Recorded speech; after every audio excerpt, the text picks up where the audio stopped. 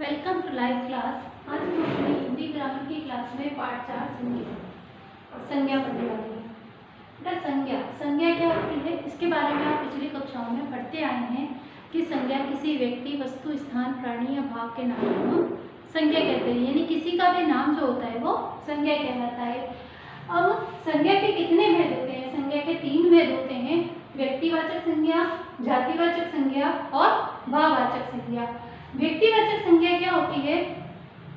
किसी विशेष व्यक्ति का नाम, वस्तु का नाम, स्थान का नाम, ये सब जो होते हैं वो व्यक्तिवाचक संज्ञा होते हैं। अब यहाँ हम देखेंगे अपने बुक में पेज नंबर 45 पर दिया गया है दिन, महीने और त्योहार, इनके नाम भी व्यक्तिवाचक संज्ञा में आते हैं। ठीक है, दिन, महीने, नदियों के नाम, पर्वतों के नाम, सागर, महासागरों के नाम, ये सब किस में आएंगे? व्यक्तिवाचक संज्ञा में। तो यहाँ हम देखेंगे, एक तो यहाँ पर हम दिख रही हूँ मैं विशेष व्यक्ति, वस्तु, स्थान का नाम, ये किस में आएंगे? व्यक्तिवाचक संज्ञा में। दिन, महीनों के नाम, ये भी किस में आ जाएंगे? व्यक्तिवाचक संज्ञा में। त्योहारों के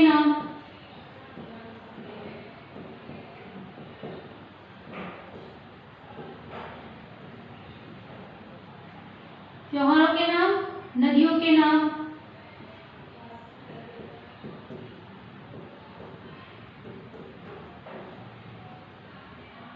महासागरों या सागरों या महासागरों के नाम,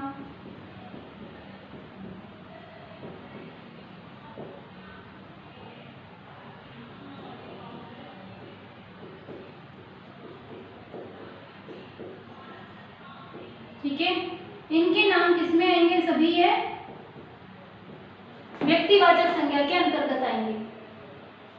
अब आते हैं हम जातिवाचक संज्ञा की ओर। जातिवाचक संज्ञा शब्द जो होते हैं वो संपूर्ण जाति का बोध कराते हैं। जैसे सैनिक, हम किसी विशेष सैनिक के बारे में बात न करके किसके बारे में बात करें? एक सैनिक, चाहे वो कोई भी हो सकता है, अध्यापक,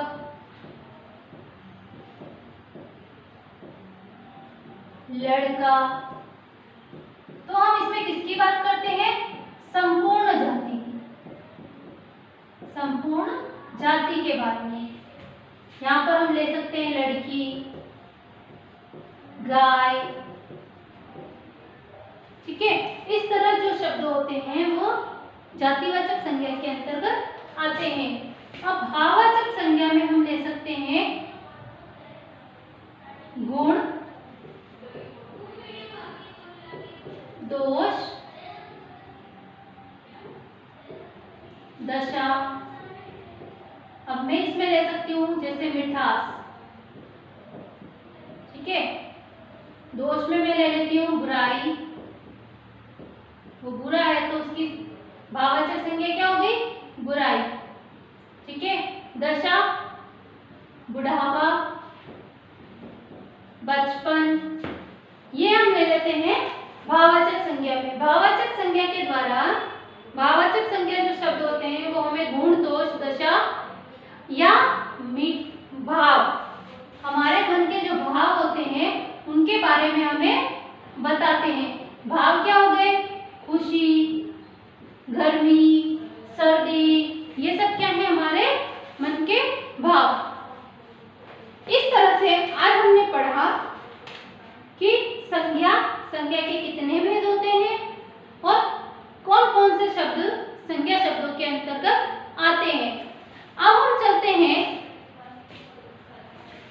भाववाचक संज्ञाओं का निर्माण, यानी भाववाचक संज्ञाएं किस किस तरह से बनाई जाती है। देखेंगे बेटा, भाववाचक संज्ञा यहाँ पर आप देख रहे हैं, भाववाचक संज्ञा शब्द बनाते हैं हम पहला, जातिवाचक संज्ञा शब्दों के द्वारा, जातिवाचक संज्ञा से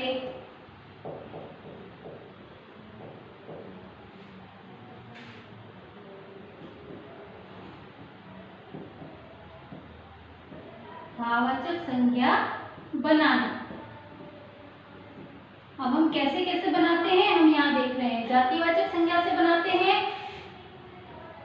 दूसरा है क्रिया से,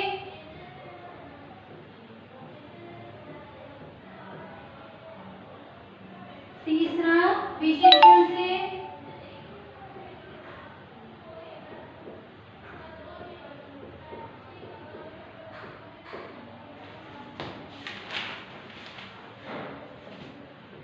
चौथा है सर्वनाम से,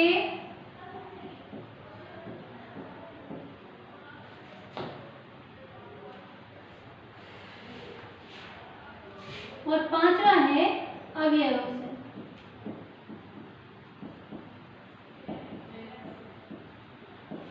ठीक है, अब देखो पेज नंबर 46 पर जातिवाचक संज्ञा शब्द कैसे कैसे बनाए जाते हैं, किस तरह से जातिवाचक संज्ञा से भाववाचक बनाई जाती है, उनमें हम जोड़ते हैं ता। उन शब्दों में हम कुछ परिवर्तन कर देते हैं, जैसे समान से समानता, मानव से मानवता, बच्चा से बचपन। ये क्या हो गया, जातिवाचक संज्ञा से भाववाचक संज्ञा बनाना। दूसरा है यहाँ पे क्रिया से भाववाचक संज्ञा, जैसे जीतना, जीतना एक क्रिया है, इससे भाववाचक संज्ञा हो गई जीत। चढ़ना, चढ़ाई, दौड़ना, दौड़। इस तरह से ये उदाहरण है। विशेषण से भाववाचक संज्ञाएं कैसे बनाई जाती हैं। विशेषण क्या है, एक, अनेक, है ना, एक से एकता, अनेक से अनेकता। ये विशेषण शब्दों से भाववाचक संज्ञा शब्द है। और सर्वनाम से, जैसे निज से निजत्व या निजता,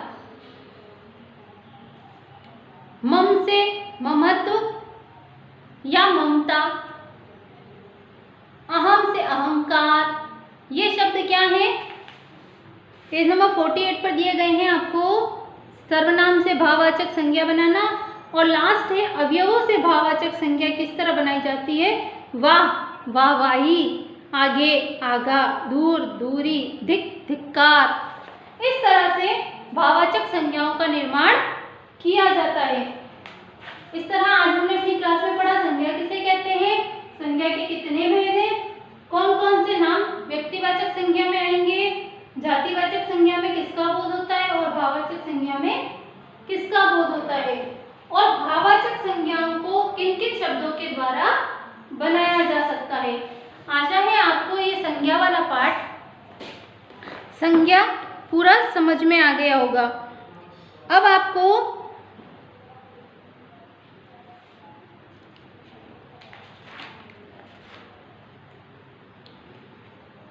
इसके लिए और अच्छी तरह समझने के लिए आप इसको एनिमेटेड वीडियो देखेंगे।